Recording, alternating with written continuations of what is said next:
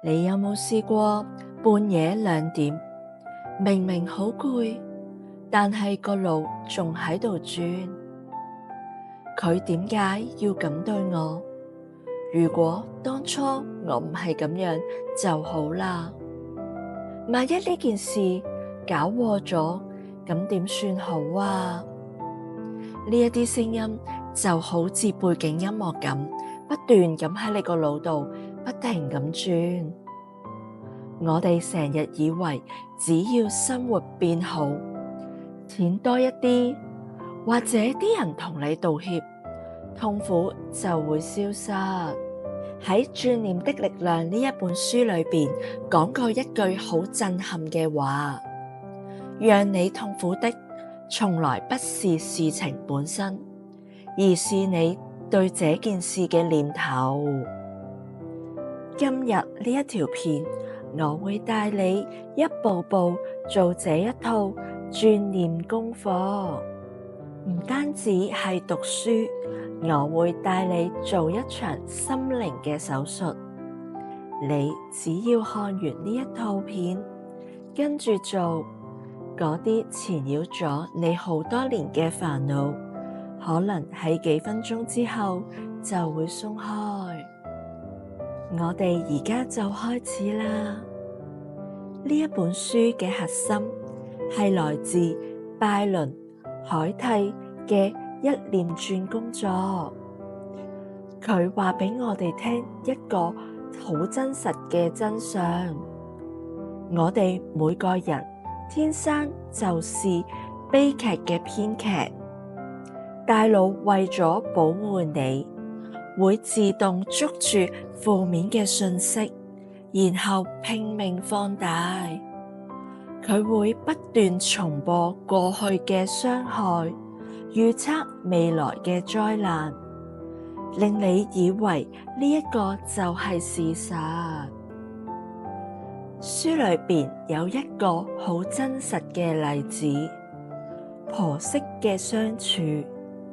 有個媳婦一直覺得婆婆故意針對佢，每次婆婆走進廚房睇佢煮飯嘅時候，佢就自動解讀：你喺度挑剔我、監視我、睇唔起我。結果一見到婆婆，整個人就好似瘋癲咗一樣。我哋嚟拆睇下呢一個痛苦嘅結構。事實係婆婆走進咗去廚房，念頭佢針對我，嫌棄我做得唔好，佢嘅感覺痛苦、生氣、委屈，想逃避，想嘈架。拉佩霞喺書裏邊不斷強調，你一旦相信那個念頭，就等於把自己困進心裏邊，外邊冇人關心你、關注你，呢個就係你自己嘅念頭。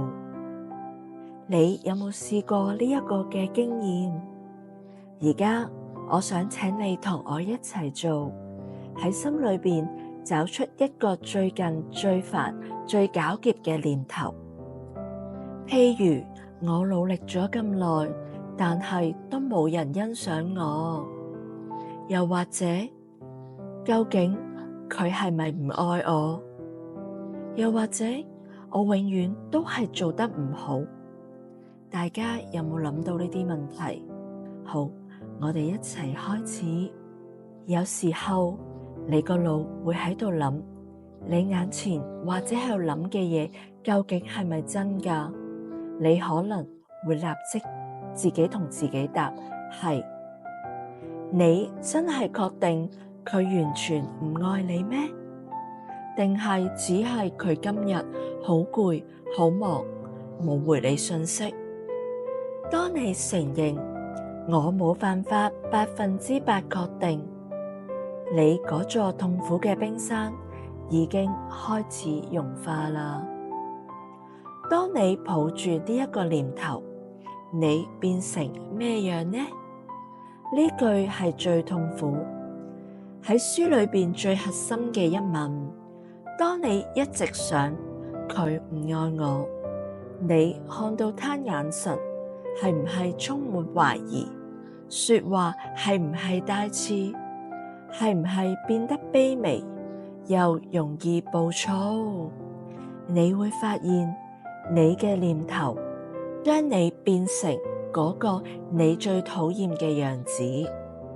如果冇呢個念頭，你會係變成怎樣嘅人呢？閉上眼睛諗一諗，呢2分鐘你個腦袋裏邊諗住我唔夠好，佢唔愛我，我好失敗，你將呢啲檔案直接拆掉。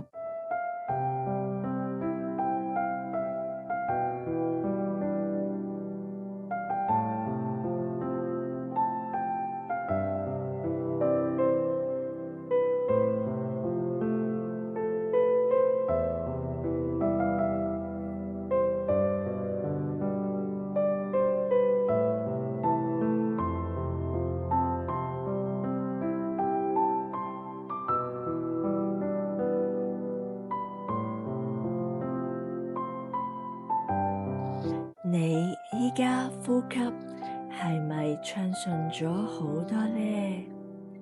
身體係咪鬆咗好多？睇下鏡裏邊嘅你自己係咪輕鬆咗好多？其實冇咗嗰啲念頭，你根本就係好自由、好完整、好值得被愛。依家我哋嚟到最後一步，反轉，唔係自我欺騙，而係俾你看清楚完整嘅真相。你個念頭係佢唔尊重我，反轉1，我唔尊重佢。你心裏一直評判他、否定他、怪他，呢啲其實都係一種唔尊重。反轉2，我唔尊重自己。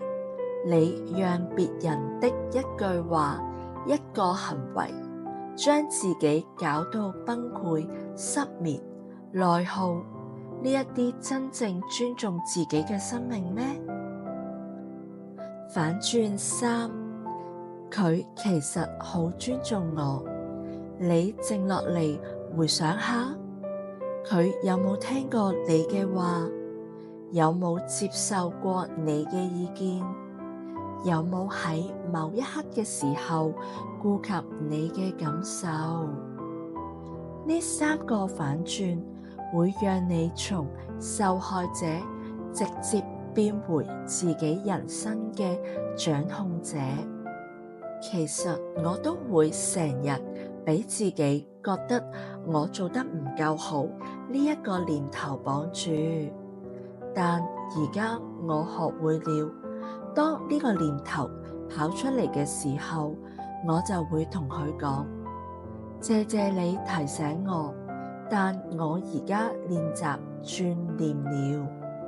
呢一本書唔係嚟用嚟讀嘅，而係用嚟練。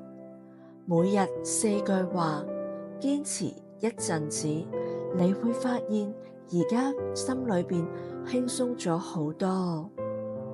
希望今日呢條片可以幫到你，我哋下次再見。